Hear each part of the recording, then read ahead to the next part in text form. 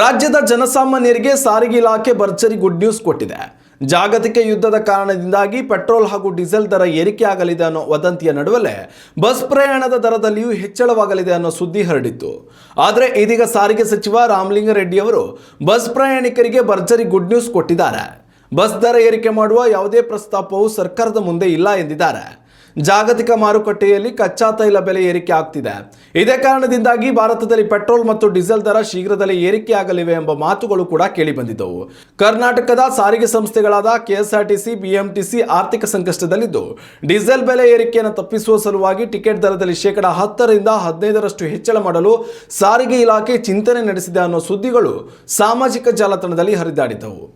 ಇದರ ಬೆನ್ನಲ್ಲೇ ರಾಮಲಿಂಗಾರೆಡ್ಡಿ ಅವರು ಮಾಧ್ಯಮಗಳಿಗೆ ಮಾಹಿತಿ ನೀಡಿದ್ದು, ಡೀಸೆಲ್ ಬೆಲೆ ಏರಿಕೆ ಆದರೆ ಸಾರಿಗೆ ಸಂಸ್ಥೆಗಳ ಮೇಲೆ ಆರ್ಥಿಕ ಒತ್ತಡ ಬೀರುವುದು ನಿಜ. ಆದರೆ ಜನಸಾಮಾನ್ಯರ ಹಿತದೃಷ್ಟಿಯಿಂದ ಸರ್ಕಾರ ಯಾವುದೇ ದರ ಏರಿಕೆ ನಿರ್ಧಾರ ಕೈಗೊಂಡಿಲ್ಲ. ಇಂತಹ ವದಂತಿಗಳಿಗೆ ಸಾರ್ವಜನಿಕರು ಕಿವಿಗೊಡಬಾರದು.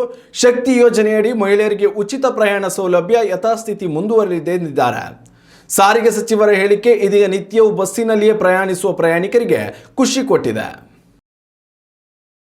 ಉತ್ತಮ ಸಂಸ್ಕಾರಯುತ ಶಿಕ್ಷಣದೊಂದಿಗೆ VSS English medium CBSE school Udupi Muddur. ನರ್ಸರಿಯಿಂದ 10ನೇ ತರಗತಿವರೆಗೆ ಶಿಕ್ಷಣದ ಜೊತೆಗೆ 5 ರಿಂದ 10ನೇ ತರಗತಿವರೆಗಿನ ವಿದ್ಯಾರ್ಥಿನಿಯರಿಗೆ ಉತ್ತಮ ಹಾಸ್ಟೆಲ್ ಸೌಲಭ್ಯವೂ ಇದೆ. ನಿಮ್ಮ ಮಕ್ಕಳ ಪ್ರವೇಶಾತಿಗಾಗಿ ಈ ಸಂಖ್ಯೆಗೆ ಕರೆ ಮಾಡಿ.